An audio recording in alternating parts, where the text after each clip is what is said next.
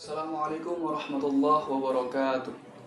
Alhamdulillahirabbil alamin wassalatu wassalamu ala asyrafil anbiya'i wal mursalin wa ala alihi wa ashabihi ajmain. Pertama-tama yang kami hormati sebagai guru pembimbing pelajaran Penjas, Ibu Mustika Ramadhani. Yang kedua, kami di sini membuat video bertujuan sebagai kerja kelompok dari pelajaran Penjas. Yang ketiga, kami dari kelompok 1 ingin menyampaikan beberapa ilmu atau sedikit ilmu dari kami mengenai virus HIV atau AIDS yang akan dibahas secara ringkas oleh teman-teman saya pada video selanjutnya. Perkenalkan, nama saya Akbar Nugra Arifin, nomor absen yang pertama. Saya akan menjelaskan apa itu AIDS. AIDS adalah penyakit yang disebabkan oleh HIV atau Human Immunodeficiency Virus. Penyakit ini bukan penyakit keturunan atau diwarisi. Penyakit ini menyerang kekebalan daya tahan tubuh atau imun sistem. Penyakit ini mengakibatkan berkurangnya daya tahan tubuh dalam memerangi infeksi. Proses penularannya sangat cepat dan belum ada obat penangkalnya. Perkenalkan, nama saya Farhan Dafa Azmi, nomor absen 04. Di sini saya akan menyampaikan mengenai perilaku terkait virus HIV atau AIDS. Perlu kita ketahui bahwa virus HIV ini sangat dapat menyebar di dalam tubuh manusia. Namun kebalikannya, virus HIV ini tidak dapat menyebar di luar manusia. Bahkan virus ini dapat sangat rentan mati ketika di luar tubuh manusia, ketika berada di tempat yang kering, terkena air panas, sabun, dan pembersih hama lainnya. Dan satu yang perlu kita ketahui, bahwa virus ini tidak dapat menyebar dan menular melalui udara. Karena virus ini hanya dapat menyebar melalui cairan-cairan yang ada di dalam tubuh manusia, seperti darah, air mani, dan cairan-cairan yang keluar dari kemaluan. Dan virus ini juga terdapat pada bagian-bagian kecil di dalam tubuh manusia, seperti air mata, air liur, cairan keringat, cairan otak, dan air susu ibu atau ASI. Saya Bagas Prana, nomor absen 2. Saya akan menjelaskan bagian saya tentang cara penularan HIV atau AIDS. Ada 4 macam cara penularan HIV atau AIDS. Yang pertama, melalui hubungan seksual dengan orang yang mengidap HIV. Yang kedua, melalui transfusi darah dan transplantasi organ yang terkena HIV. Yang ketiga, melalui alat suntik dan tusuk lainnya yang dapat menembus kulit yang tercemar HIV. Contohnya akupuntur, tindik, dan tato. Yang keempat, penularan HIV bisa melalui kehamilan, proses melahirkan, dan proses pemberian ASI. Perkenalkan, nama saya Hidayati Siregar, nomor absen 6. Saya akan menjelaskan bagian hal-hal yang tidak mungkin terjadi pada penularan HIV atau AIDS. Di antaranya yang pertama, gigitan hewan, seperti gigitan nyamuk, kutu, atau serangga lainnya. Yang kedua, interaksi fisik antar manusia yang tidak melibatkan pertukaran cairan tubuh. Misalnya, A. Bersentuhan dan berpelukan, B. Berjabat atau berpegangan tangan, C. Tidur bersama di satu ranjang tanpa melakukan aktivitas seksual, D. Cipika-cipiki. Yang ketiga, berbagi alat makan dan saling pinjam pakaian atau handuk dengan pengidap HIV. Yang keempat, menggunakan kamar mandi atau toilet yang sama. Yang kelima, berenang di kolam renang umum bersama pengidap HIV. Dan yang keenam, air liur, air mata, atau keringat yang tidak bercampur dengan darah dari orang yang positif HIV. Selanjutnya, gejala penularan pada HIV atau AIDS.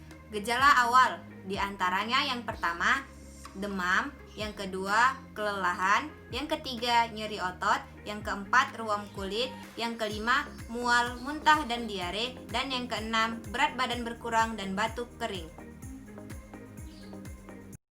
Perkenalkan, nama saya Fiona Angelia Artika, nomor absen 31. Saya akan menjelaskan bagian gejala penularan HIV atau AIDS. Namun di sini saya akan menjelaskan gejala kedua dan gejala ketiga. Gejala kedua disebut gejala litensi klinis, yaitu gejala ketika adanya kerusakan pada sistem kekebalan tubuh. Gejala ini terbagi menjadi 7 gejala. 1. Demam berkepanjangan. 2. Penurunan berat badan. 3. Kelemahan tubuh. 4. Pembengkakan kelenjar leher, lipat paha, dan ketiak. 5. Diare. 6. Demam dan sesak nafas secara terus-menerus. 7. Kulit gatal dan bercak merah kebiruan. Gejala kedua akan menghancurkan sistem kekebalan tubuh tersebut. Selanjutnya, gejala ketiga. Gejala ketiga ini di mana rusak parahnya sistem kekebalan tubuh dan jangka waktunya lebih panjang. Gejala ketiga mudah menyerang bagi seseorang yang memiliki sistem kekebalan tubuh yang rendah dan lemah dan bisa menyebabkan pneumonia. Gejala-gejala ketiga yaitu 1. Radang paru-paru, 2. Radang saluran pencernaan, 3. Radang karena jamur di mulut dan kerongkongan, 4. Kanker kulit, 5. TBC, 6. Gangguan saluran saraf. Nama saya Ada Cahara, saya akan menjelaskan tentang fase perkembangan perjalanan HIV. Pada bagian ini ada 4 fase yang dibahas, di mana fase pertama adalah fase yang sering disebut dengan periode jendela. Pada fase ini, HIV masuk ke dalam tubuh seseorang dan mulai membentuk antibodi di dalam darah. Ketika hal itu terjadi, penderita HIV masih merasa sehat dan terlihat sehat. Fase ini berlangsung selama 2 minggu sampai 6 bulan, sehingga tes HIV belum dapat terdeteksi. Selanjutnya fase kedua. Fase ini adalah di mana HIV sudah mulai menyebar ke seluruh tubuh penderita karena telah terbentuknya antibodi terhadap HIV tersebut. Pada fase ini, tes HIV sudah mulai terdeteksi atau sudah bisa dibilang positif, tetapi belum munculnya gejala-gejala penyakit. Fase ini berlangsung selama 2-15 tahun atau 5-10 tahun.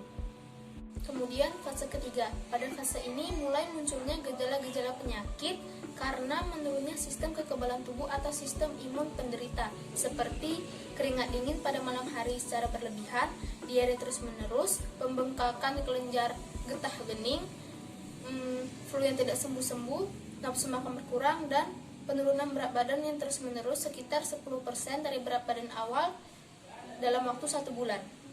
Selanjutnya fase keempat atau fase terakhir adalah di mana HIV berkembang menjadi AIDS. Ini disebabkan karena sistem kekebalan tubuh penderita yang turun drastis sehingga penyakit mudah menyerang.